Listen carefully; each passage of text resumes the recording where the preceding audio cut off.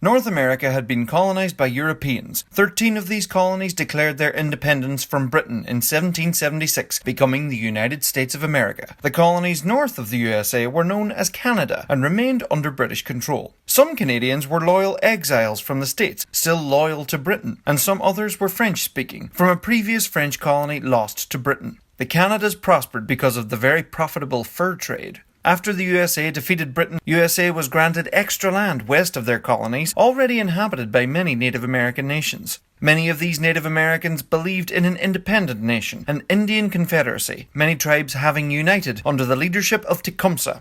American expansionism was well underway as they bought French Louisiana from Napoleonic France. Following the French Revolution, France ended up with an emperor, Napoleon Bonaparte, and the rest of the monarchies of Europe went to war against him, which became the Napoleonic Wars. Britain was one of these nations, and prided themselves in naval superiority. Since their independence, the USA had built itself an impressive navy of its own, and amidst the Napoleonic Wars, the USA remained neutral. Britain struggled to keep its crew numbers for its ships. Some British sailors even fled to America to escape being press-ganged into the British Navy. The British did not like this, and British Navy vessels began stopping and searching American ships for British deserters, even refusing to recognise British subjects becoming citizens of the United States. In 1807, the British warship HMS Leopard attacked and boarded the USS Chesapeake off the coast of Virginia.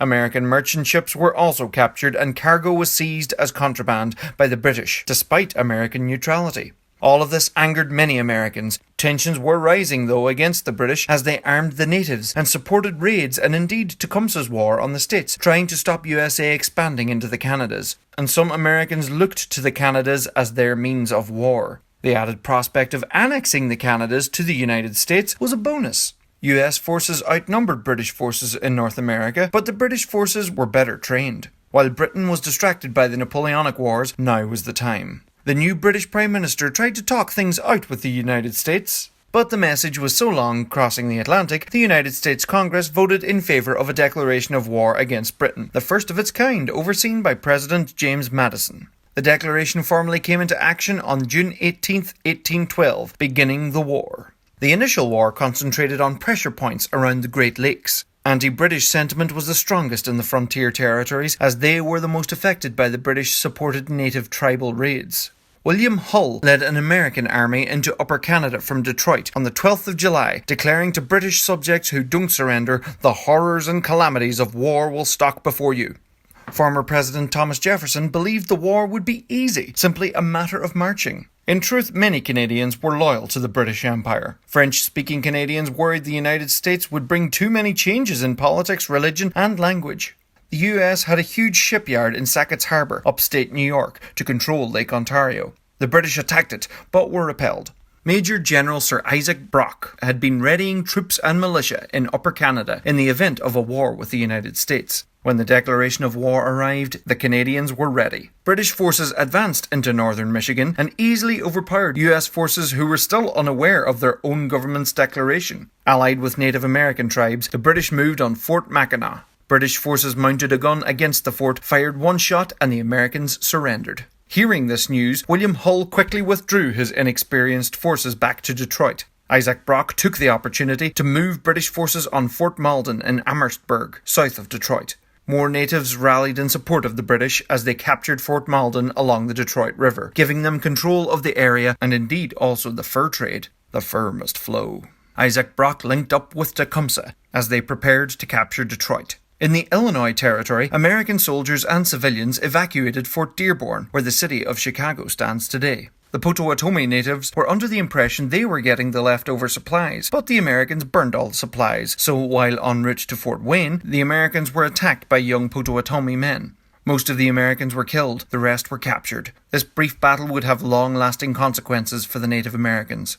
Meanwhile, Isaac Brock and Tecumseh's forces marched on Detroit in a show of strength. They successfully psyched out the superiorly numbered American forces who feared a massacre, so they surrendered Fort Detroit. Most of the British Navy was busy keeping Napoleonic France at bay. The ships they could spare blockaded the American coast, putting pressure on trade. Days after the capture of Detroit, the USS Constitution duelled the HMS Guerriere out on the Atlantic. Constitution's strong hull repelled some cannonballs, earning it the nickname Old Ironsides. Brock travelled to the east of Lake Erie as American forces amassed for a second invasion.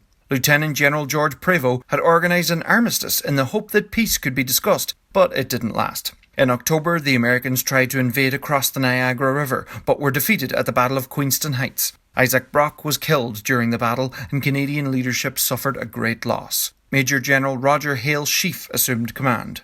In early 1813, in the harsh winter, American General William Henry Harrison planned to retake Detroit, but James Winchester prematurely marched to Frenchtown for supplies and suffered a massive defeat. Some of the poorly guarded prisoners were massacred by natives. The St. Lawrence River marked the northeast frontier between USA and Upper Canada. Sneaky trade was done across the border in the early days of the war, but the Americans tried to clamp down on this with raids during the winter, which ultimately led to Canadians attacking and capturing Ogdensburg to secure their supply lines. On April 27th, US forces led a massive attack across Lake Ontario on York, the capital of Upper Canada, today known as Toronto. The Americans overwhelmed the British, but at great cost. The US burnt down the Parliament building, the library, and looted the city. Luckily for the British, Kingston was the more strategically important place for them. Towards the end of May, American forces captured Fort George on the Niagara River. British forces abandoned Fort Erie, retreating to the Burlington Heights, leaving Upper Canada in a very precarious position. The British attacked Sackett's Harbour again, but failed to capture and destroy it again.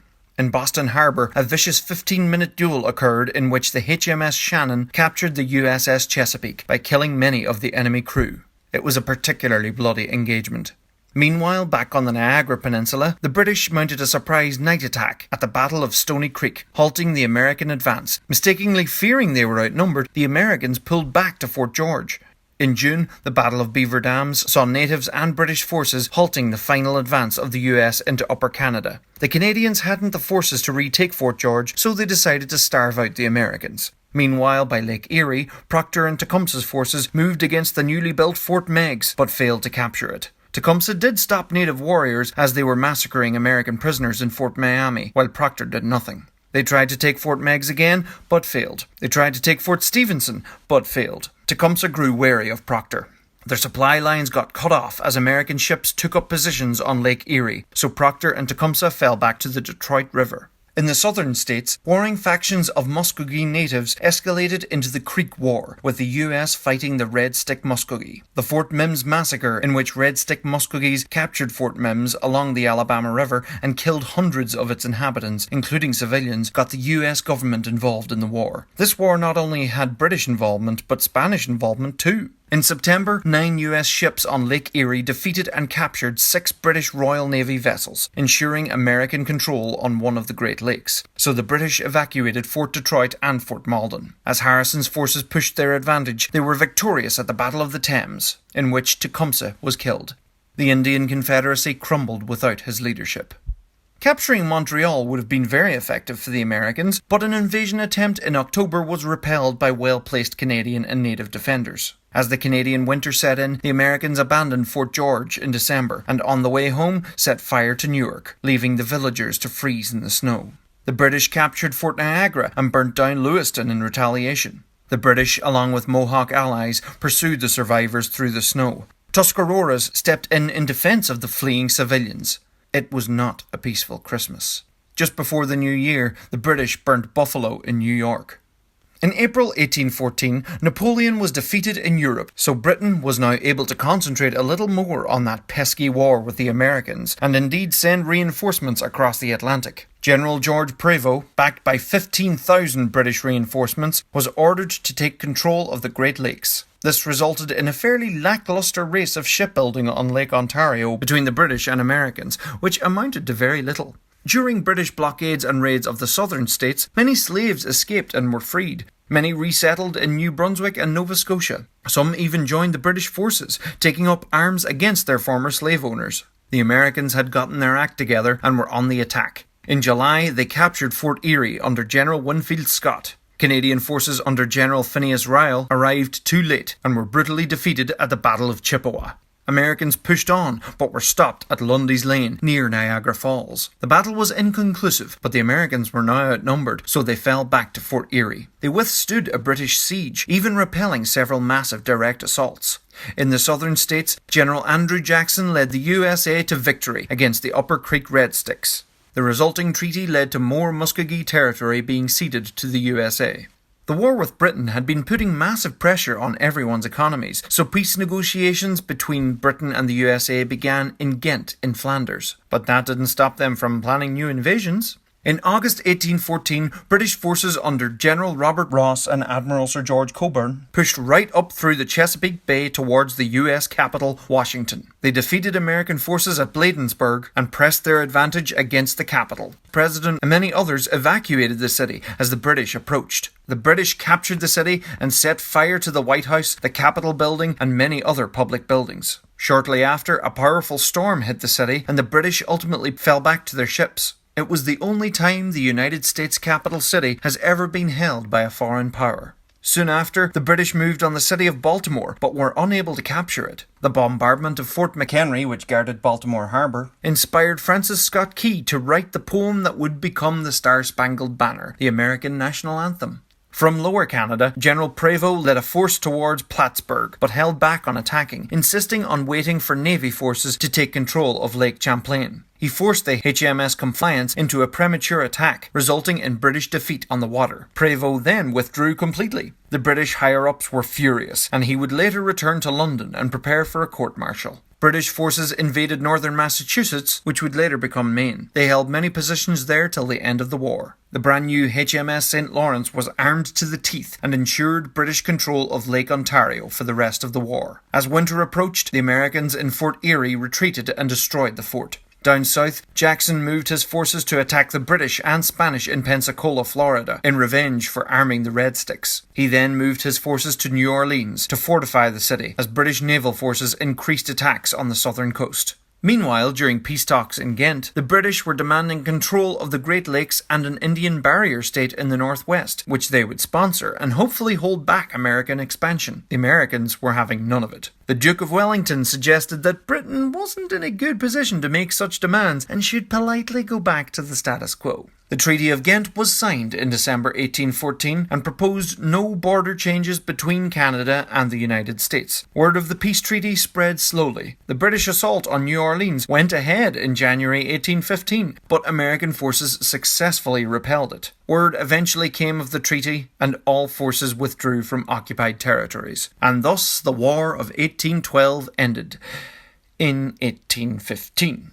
America's economy actually came out better off in this war, with many banks having been set up to fund the war. Many factories were opened due to the British-shaped gap in the market during the war, which really helped kickstart America's Industrial Revolution. George Prevost died before his court-martial in London. As disastrous as the end of his career was, he did hold off the American conquest of Canada. Some American leaders would go on to become president. William Henry Harrison would become the shortest-lasting US president. Andrew Jackson, while as president, would force out the Native Americans in the southern states in what became known as the Trail of Tears. Besides minor border issues, the United States and Canada would remain at peace with each other, even sharing territory for a while during the 19th century as they both expanded across North America. America and Britain would become close allies into the 20th century. The War of 1812 remains a strange episode in North American history. Many Americans say they won it, many Canadians say they won it.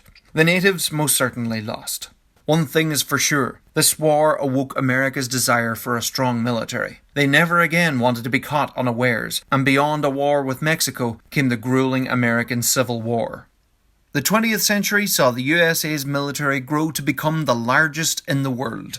Canada chose a slightly more chilled approach. Thanks for watching, folks. Don't forget to subscribe and hit the bell icon. This August, I will be at Dublin Con 2019 and Irish World Con, the 77th World Science Fiction Convention. I will be displaying some of my original artwork for the Manny Man series, along with loads of Manny Man books and goodies to go with it. Pop in and say hello. Dublin Convention Centre, August 15th to the 19th. If you like this video and wish to support the creation of more, you can help on Patreon by donating any amount for new videos. Every bit helps.